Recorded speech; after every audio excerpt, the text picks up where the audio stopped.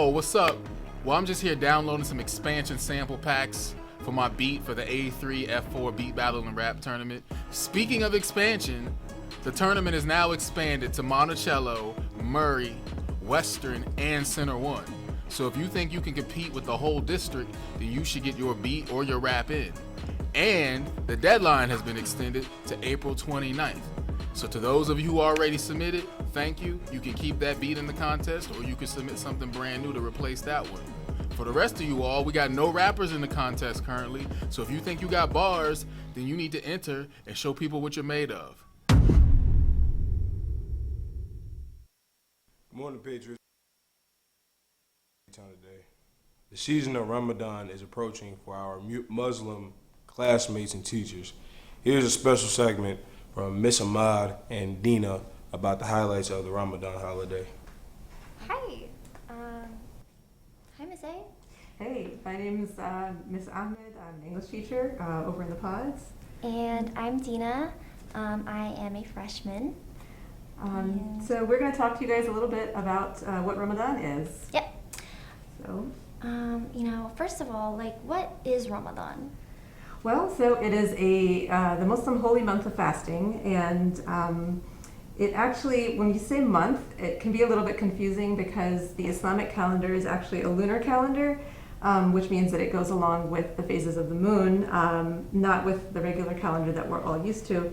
So the months in the Islamic calendar move back every 11 days every solar year. So last year Ramadan started on April 13th or 12th, and this year it's starting on April 2nd. And there are over 2 billion Muslims around the world, and about 3.5 million here in the US. And most of them are going to be fasting starting April 2nd. So Dina, how does fasting actually work? So for the technical part of fasting, from sunrise to sunset, you don't eat or drink or anything like that. Not even water? No, not even water.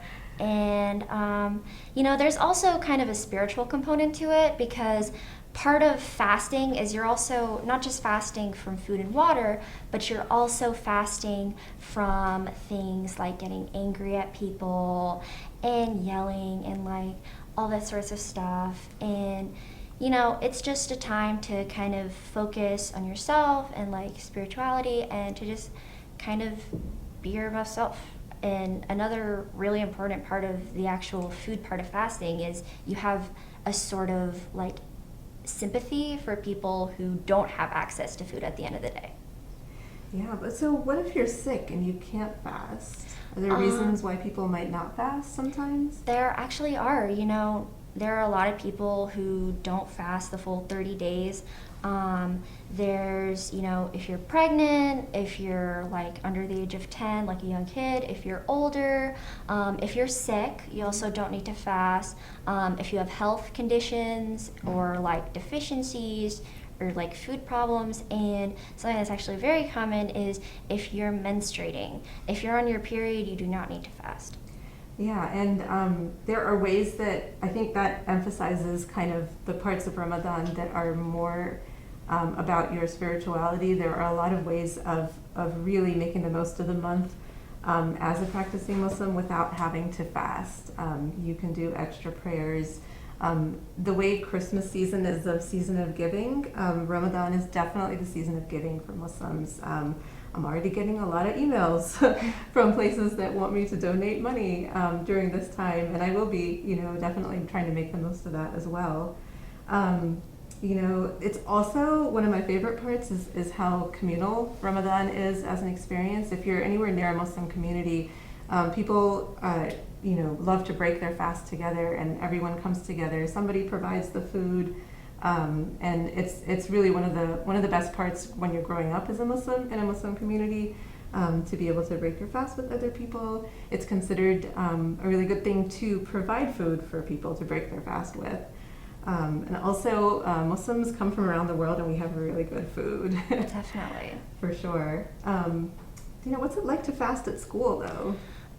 Fasting at school can be difficult because when you fast, you have to, I mean, you can, but it's recommended to wake up before the sun rises to get like some food and water into your system, and it can be kind of hard to go to sleep after that.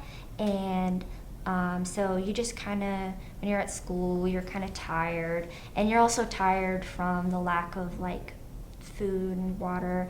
But if there are other Muslims at school, it can be really nice because you have this feeling of togetherness. Like, we're both really hungry right now. So it just kind of brings you closer together. Yeah, I gotta say, for me, the hardest part, it's hasn't, for a long time, it hasn't been the food. Of course, you get hungry and thirsty, but losing sleep as you get older, it gets really difficult. And you know, as a mom and a teacher, I'm the one getting up in the morning to try to make sure everyone has food to eat before they start their fast for the day. So that can get very exhausting. But I feel like there's, especially towards the end of any fasting day, you get this sense of peace because you've been focusing on trying to stay calm and focusing on your spirituality and your relationship with God throughout the day. So it's pretty awesome. What happens at the end of Ramadan, Dina? At the end of Ramadan, we have my favorite part, which is Eid al-Fitr, or Fitr depends on your language. But as Muslims, we have two major holidays, and the end of Ramadan is our first Eid, which is pretty nice. One may refer to it as a Muslim Christmas.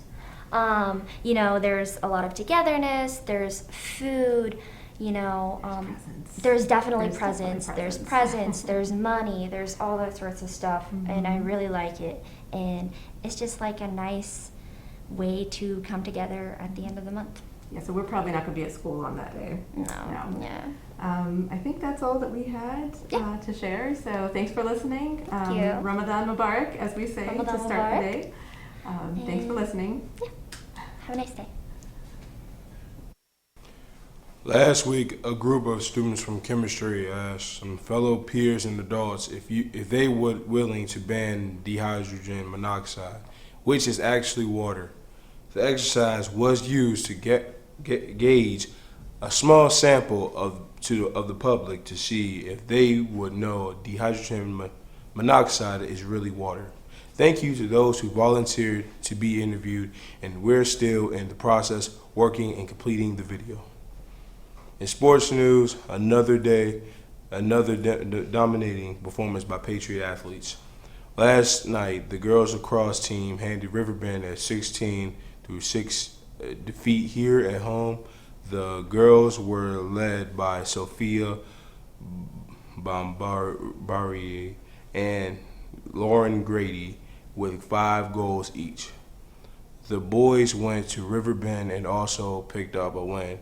Kevin Myers notched 2 goals and assists for the Patriots. Obviously, all the games and practices were canceled this afternoon, so have a great afternoon and stay safe. That's all for now. Have a great Thursday.